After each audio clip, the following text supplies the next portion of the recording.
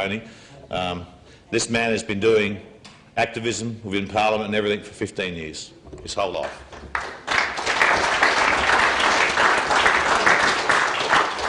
I'd like to thank everybody for coming today. I'm not really a real good speaker type thing. I've normally had other people doing my work for me. I was the person in the background doing all the paperwork type thing. My speaker I used to run with for lots of years, now he's sort of disappeared these days. So I'm going to try and read out a story if I can. It was a very true story about Adelaide. It goes back a very long time. I want you to get to know who the forgotten Australians are, who the people are that lived in care, that were abused and neglected. I still speak to people today and they still don't know who they are. They're our own people, that's who they are. They're the people we see on the side of the streets. They're really neglected, and as time is progressing, from what I've seen, things are really getting worse for these people. The idea of the government now, which I'm reading in some of the stuff too, is the idea is just better lock them up because they're safer inside. A lot of these people started in institutions and be damned if they want to go back to an institution. So I'll try to get this story going, and it was actually one of my first stories I ever wrote. About 1992, I didn't really know how to read and write properly. That's the reason why I had to get other people to do the speaking and stuff type thing. I've taught myself to read and write pretty well now. This story I wrote has had lots of little variations to it over the years because every time I learn to write more, so I'll go back to this original story and I just correct it up a little bit. So please bear with me. Who knows the phrase, you can take a child out of an institution, but you can't take an institution out of a child? Or the other one, you shouldn't look someone down unless you're helping them up.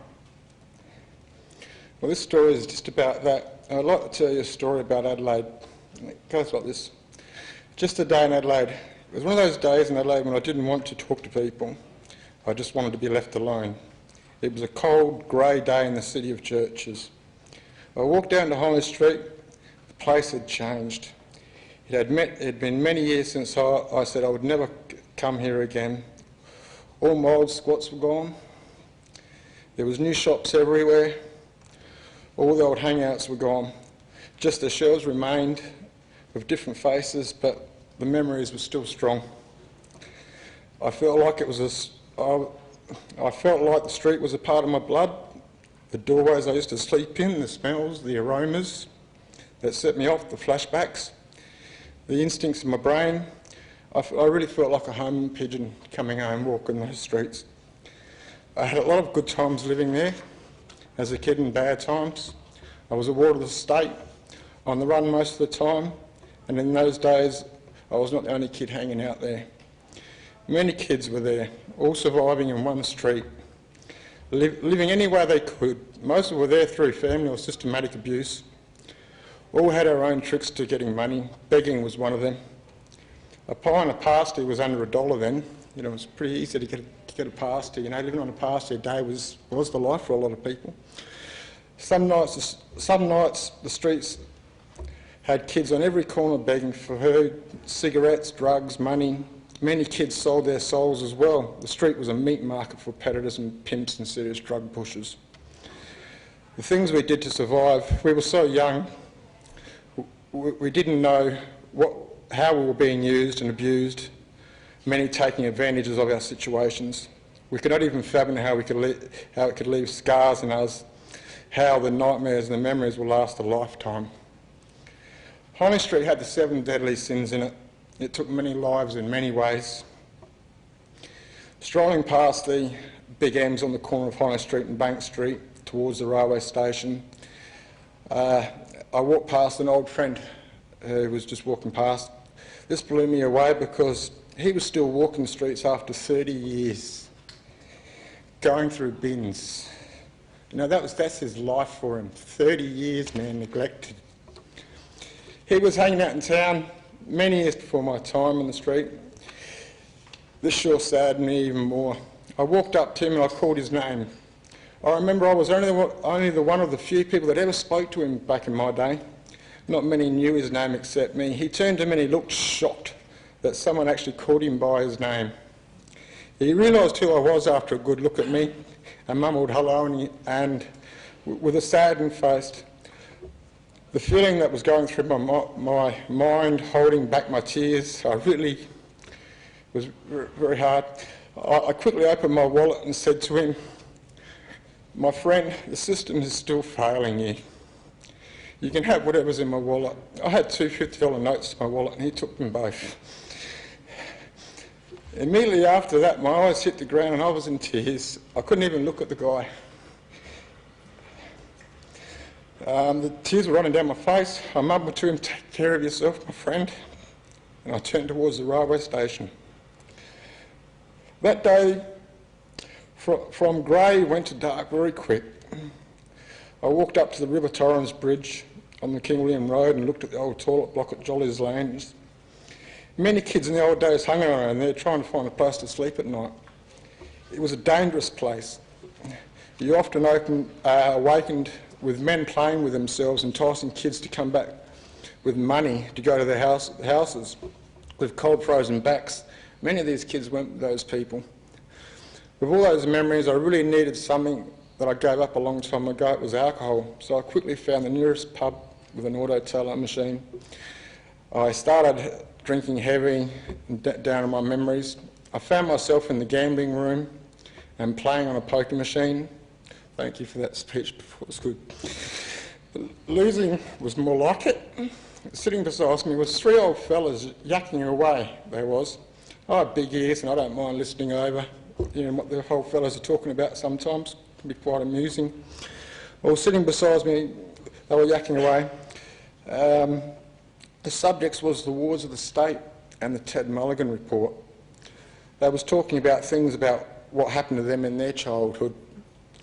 They was insinuating our stories weren't that bad. We had it harder, they said.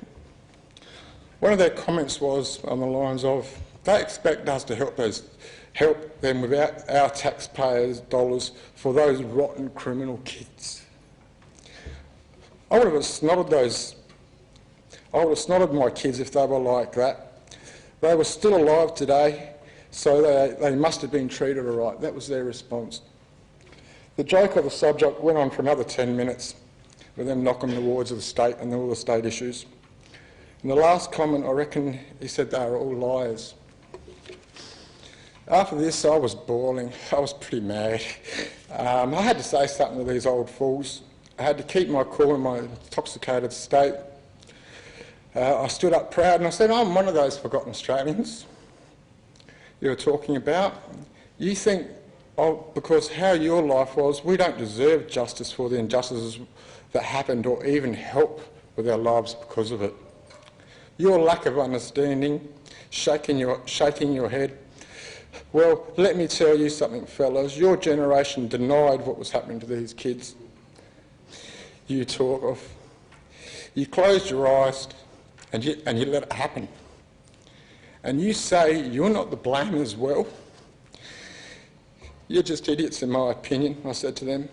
"You should be ashamed of yourselves." I said, "Until you walked in my shoes and walked down the paths, you know little of our lives, so keep your mouth shut." I said, "You're here in the pub spending your government pension without obviously no worry in the world, knocking the disadvantaged and underprivileged."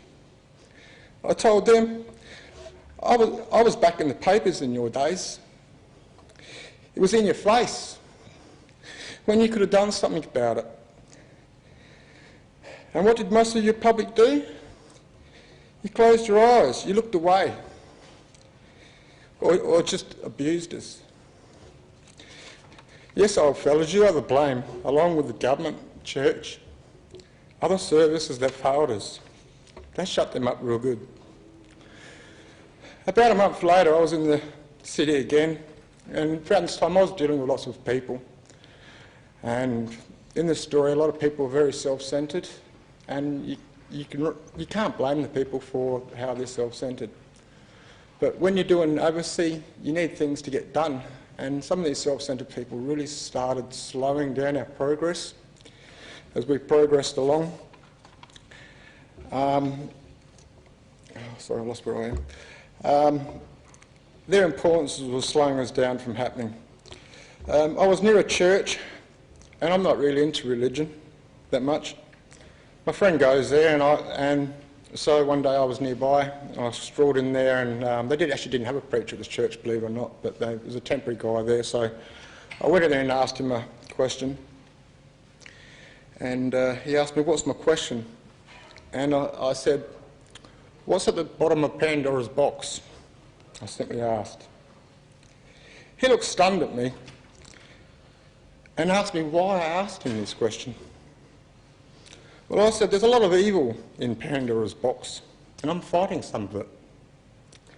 People's selfishness and their evils. He said, well, the answer is a simple one. Once all the evil is gone, at the bottom is hope.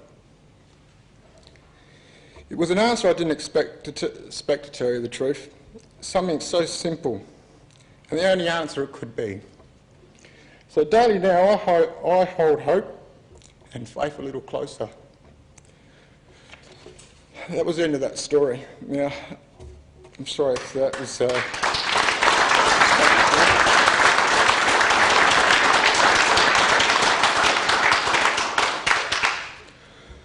What a sad place when we forget about our own. I hope now everyone knows a little bit about the forgotten Australians.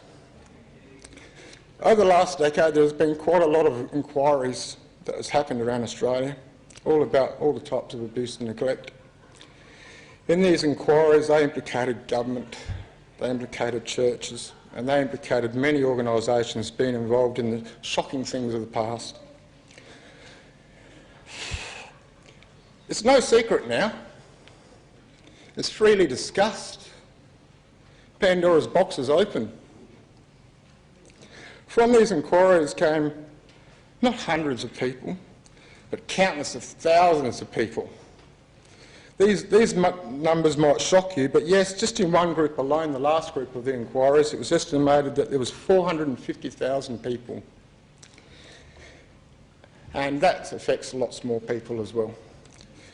These forgotten Australians, I happen to be. In those numbers is a lot of damaged people on lots of different levels. Many of these people need help with all sorts of things. Things most in society just take for granted. Some things just like getting ID for their benefits. Some of these people don't even know their real names, as they was given different ones when they were placed in care providers and foster parents. They had their names changed. They don't know who their names are. So how do you get a birth certificate? Help with dealing with family issues, like good parenting. A lot of people didn't have good teachings around them in their surrounding homes and stuff like that. So they weren't taught, like kids are taught things as they grow up. Well, they're now bringing up kids and they're broken, their families are broken. And society's asking, why are these families broken? Because you've got to go back. Many don't know how to take care of themselves, let alone anyone else. Lost family. When some kids went into care, many were separated from their brothers and sisters and their parents. Reconnecting them is of major importance. Social skills. When people look down all the time because of who they are, how do we expect them to fit into society? Plenty I know from this quest don't go outside at all. They've lost faith in society. They are disgruntled. They seriously never leave their house. Education is another. Many kids in care lack good education for various reasons. Reading and writing is a major concern for many. Relationships. After many inquiries, many families have fallen apart because people were living lives and they didn't know these backstories, and all of a sudden their partners were telling them these stories and they fell apart and their partners had to pick them up. But with the way the system drags along justice, it goes on for a lot of years. Lots of families died, lots of families separated. It was very serious. For some things of the past, It swallowed their lives. It reflected on their families. Drug and alcohol problems. Many used drugs as kids and have never stopped. I've found many who wanted to stop and start a new lives, but no doors are open for them to do this without being judged. The list is countless, to tell you the truth, of needs that plenty may have. Each person has their own individual needs and problems, because each person's story is all different, it's all unique. Many of these problems need to be dealt with on grassroots levels and upwards, not no other direction. People involved have lost trust in government and church for help. People have been waiting for such a place, non-government, non-church. Today around Australia, thanks to a lot of my advocacy, I started Forgotten Australians and South Australia Incorporated, plus Forgotten Australians Pty Ltd. We were the first people in the nation to speak about the one-stop shop. They were people that were in the system, post-care people, can go and get further help. Instead of being dumped, in the old days you were dumped at 18. These days it's a bit different. There's different providers around the place, but a lot of people in those days were dumped. They needed help. I was dealing, as Mark knows, 24/7 doing counselling for just over a decade.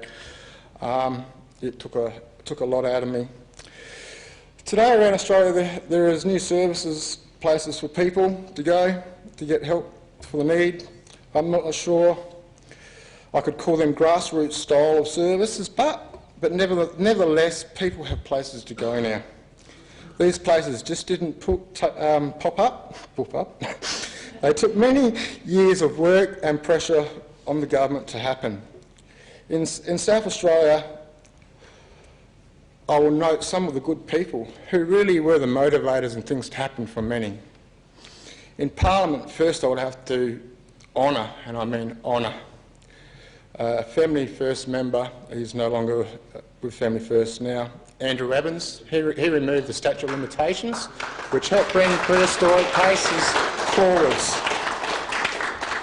Last time I spoke to him, he was in India, had some disputes with Parliament and all that, and he's really a top bloke, really top bloke with his efforts removing those limitations. And another person I'd like to talk about, and I was hoping she was here tonight because there's some things I'd really like to say to the lady, and that's the Honourable Anne Brasserton. She deals with lots of issues. Some issues people don't agree with. Some issues I had to work with people to make things happen in the system. She's the only lady in South Australia that helped us. She, in Parliament, pushed the state ward bills through. She pushed the mandatory reporting bills through. She pushed the harbouring laws through. She pushed the mandatory minimum bills through. She was the lady that was the edge that we needed. She's been in Parliament, I think, for 8 years, and I believe about March, her time's nearly up. Myself, for Upper House in South Australia, our government's trying to shut down. It'd be the most dangerous thing that our state ever does. They are our checks and balances. You can just look at Queensland, to what happens up in Queensland. There is no checks and balances. We need those people there. They might cost us a lot of money, but they are worth their cents, some of those people, their dollars. They are really, really are. She is just... People, because of other reasons, knock her, but they've got to realise that put some issues aside and have a look at what she's done, because she's done a hell of a lot.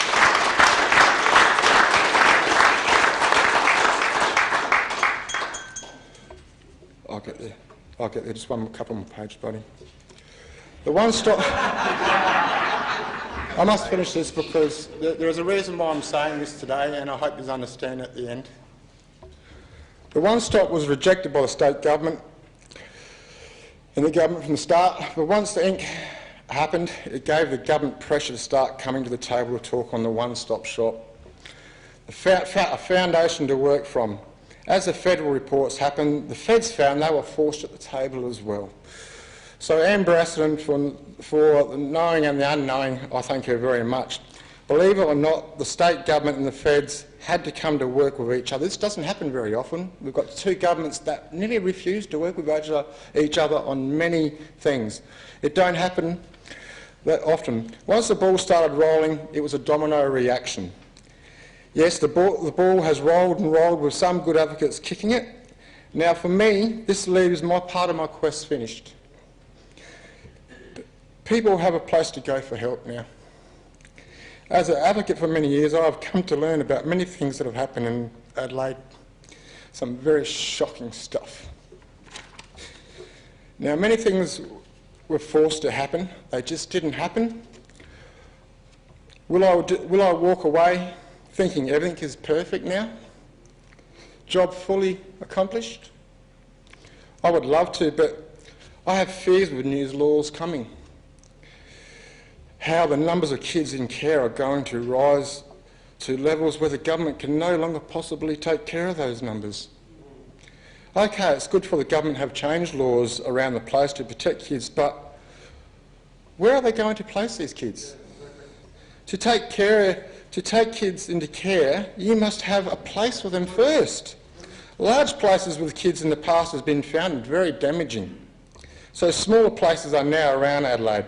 Then numbers can be handled, but what happens when they are full? Does the government just put kids in motels and employ staff members to mind them? Will they make big institutions again to cut costs?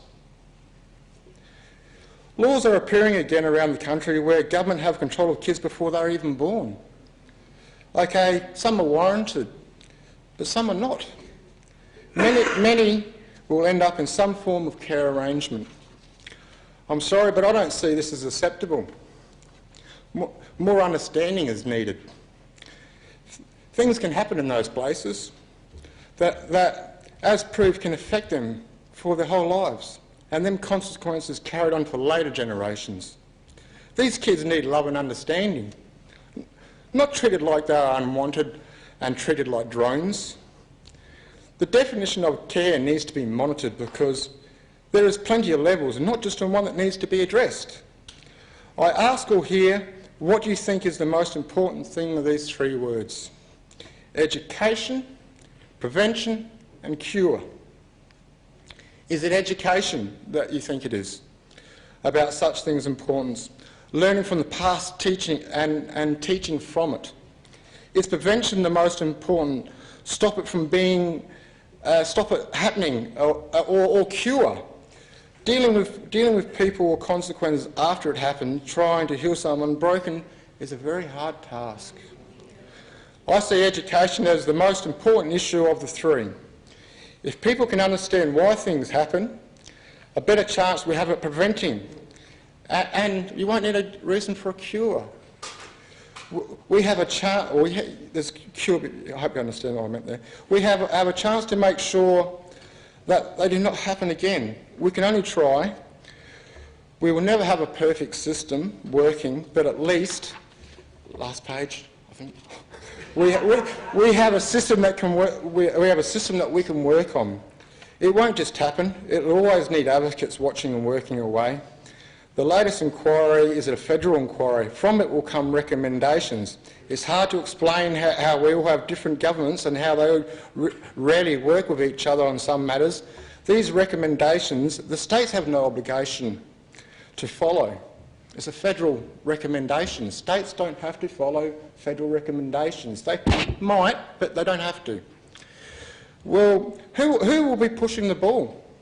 Well, kicking it till it does happen, because something's got to happen on some. The Forgotten Australians report, we had to go back after that report and have another report. It was called the Revisited report.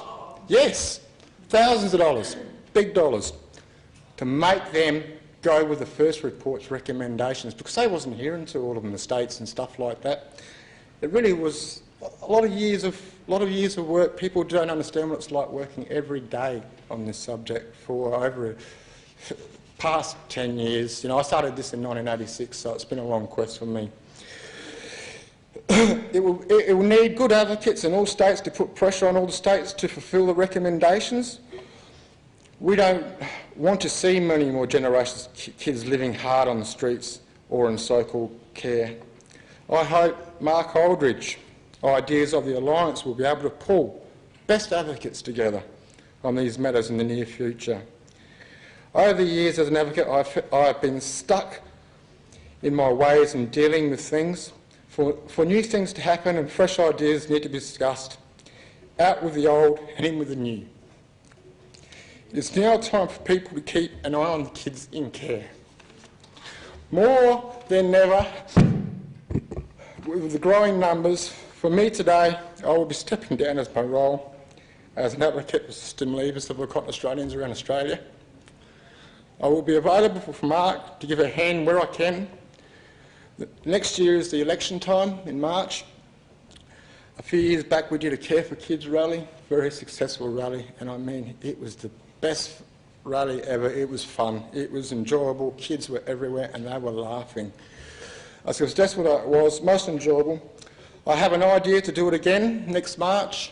At the last rally we had lots of organisations. We've got roughly 3-4 months to get another rally happening. I would like to see the Alliance help with getting the other groups together. If you know organisations that deal with kids, carers, associations, disabilities, the whole lot, please start talking to them about it and saying we're going to have another big rally right before the election, because they're going to blanket all of these issues with other issues. It's up to us as a community not to forget our own, to stand up and make the biggest issue on that day. So I hope the Alliance is there to help everybody. The Forgotten Australians, it's taken my life. I will stop on that subject, the Forgotten Australians, but other issues.